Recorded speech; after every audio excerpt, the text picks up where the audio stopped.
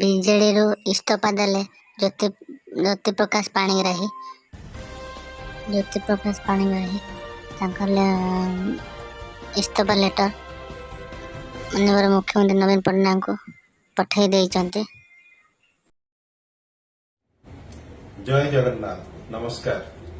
मु ज्योतिप्रकाश पाणिग्राही विधायक सिमुलिया एवं पूर्वतन मंत्री आज विजु जनता दल प्राथमिक सदस्य पदर इस्तीफा देउछि।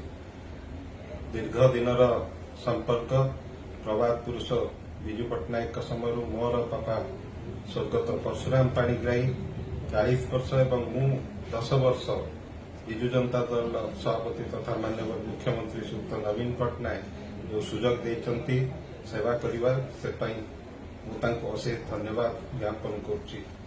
सिमुलिया खैरा जनसाधारण ये परिवार सबुबले निजक उत्सर्गीकृत करुथिबो।